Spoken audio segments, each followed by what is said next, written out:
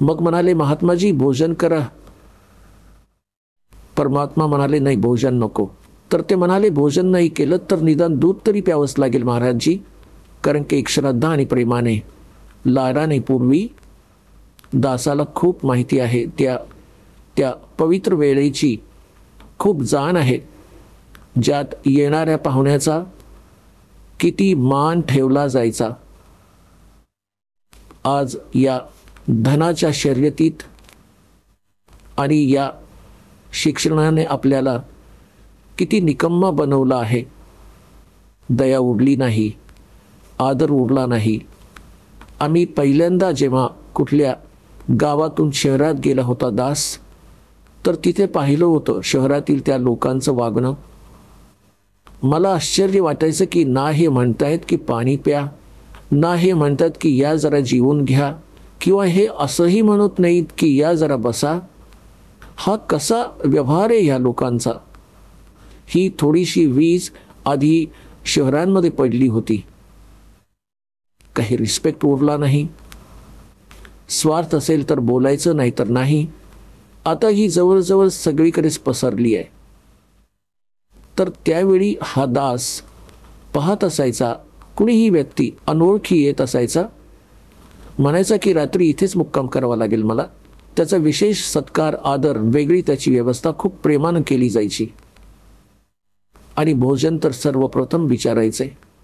तर त्याच दृष्टिकोनाने त्यांनी म्हटलं की नाहीतर दूध प्यावंच लागेल. पूर्वी गायी खूप राखायचे गावात, शहरात म्हणजे शेतात खूप साऱ्या गायी राखायचे. आणि खूप साऱ्या गायी अशाही असायच्या, गरीब असायच्या, जेव्हा पाहिजे तेव्हा वासरू लावायचं आणि दूध काढायचं. तर परमात्मा म्हणाले की मी दूध पेईन, पण कुमारी गायीचं पाजायचं असेल तर पाजा बाळांनो. तर ते जे मोठे गुराखी होते ते म्हणू लागले की बाबाजी तुझी तर दूध पिण्याची इच्छा नाहीये, थट्टा करत आहात तुम्ही. कुमारी गाय कधी दूध देते? तर परमात्मा म्हणू लागले की तुमची नियत दूध पाजायची असेल तर कुमारी गाय सुद्धा दूध देईल.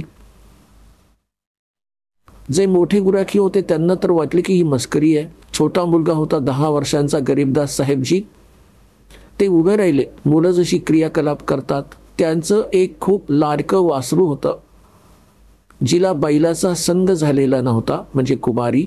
तिला पकडून आणले, गळ्यात रस्सी बांधलेली होती छोटीशी, आणि तिला पकडून घेऊन आले. पहा महाराजजी, हिला वासरू तर नाहीये, दूध कसं देईल ही?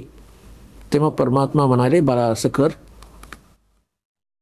आपल्याजवळ जे कुठलं भांडं असेल छोटंसं, जसं मातीचं एक पात्र होतं, 5-7 किलो लस्सी वगैरे घेऊन जायचे, ते धुवून स्वच्छ करून ठेवलेलं होतं. म्हणाले की हे आहे, हे स्वच्छ करून ठेवलं आहे, ठेवायच्या खाली. गरीबदासजी पकडून बसले त्या गायीच्या आचरांखाली,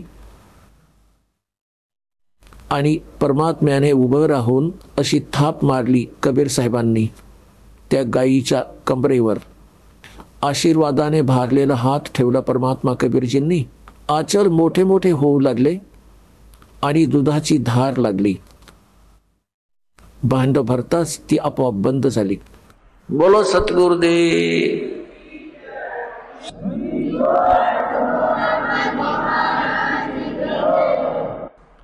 आता ते गरीबदासजी त्या भांड घेऊन गेले. ते परमात्म्यांना म्हणाले, घ्या महाराजजी, प्या, आपण तर कमालच केली. आता परमात्म्यांनी अर्ध प्यायले, काही प्यायले त्यातले, आणि उरलेलं म्हणाले की मुलांनो तुम्ही प्या, गुराख्यांनो तुम्हीही प्या, गवळ्यांनो. तर मोठे मोठे जे गौरी होते ते म्हणाले की आम्ही नाही पिणार. एकतर तुम्ही जादूटोणा करून हे असं दूध काढलं, आणि माहिती नाही की तुम्ही कोणत्या जातीचे आहात, तुमचं उष्ट आम्ही नाही पिणार. मी या जादूच्या कुमारिका गाईचं दूध प्यायलो तर पाप लागेल, आम्ही नाही पिणार. तर ते उठून निघून गेले. हे असं झाल्यामुळे की हा बाबाजी बळजबरी तर नाही करणार, प्यावंच लागेल आपल्याला. गरीबदासजी म्हणाले, आणा भगवान, आपला हा दास पिईल.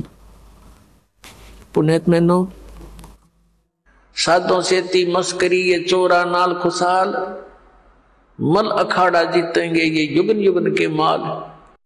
तर ते युवा युवांचे मल्ल होते गरीबदासजी. युवा युवांचे पैलवान होते, रेसलर होते, प्रॅक्टिस करत आले होते.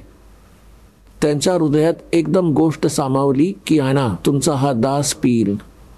तर पुण्यात्म्यांनो, या ज्ञानाला, या मार्गाला तोच ग्रहण करत आहे जो युगायुगांचा मल्ल पैलवान आहे, खूप दिवसांपासून यात समरस आहे. तर आदरणीय गरीबदास साहेबजी म्हणाले प्या, आणि म्हणाले की महाराजजी दूध तर आम्ही रोजच पितो, पण या दुधाची चव आजपर्यंत पाहिली नाही मी. आपण ऐकत होता जगद्गुरु तत्वदर्शी संत रामपालजी महाराज यांचे मंगल प्रवचन, ज्यांच्या शुभ आशीर्वादाने संपूर्ण विश्वामध्ये 500 पेक्षा जास्त नामदीक्षा केंद्र आहेत, जिथे निशुल्क नामदीक्षा दिली जाते. निशुल्क नामदीक्षा प्राप्त करण्यासाठी आणि अधिक माहितीसाठी संपर्क करा 7030303951 7030303952. अद्वितीय आध्यात्मिक ज्ञान वाचण्यासाठी, पाहण्यासाठी आणि ऐकण्यासाठी संत रामपालजी महाराज ॲप अवश्य डाउनलोड करा किंवा आमची वेबसाईट www.jagadgururampalji.org वर विजिट करा.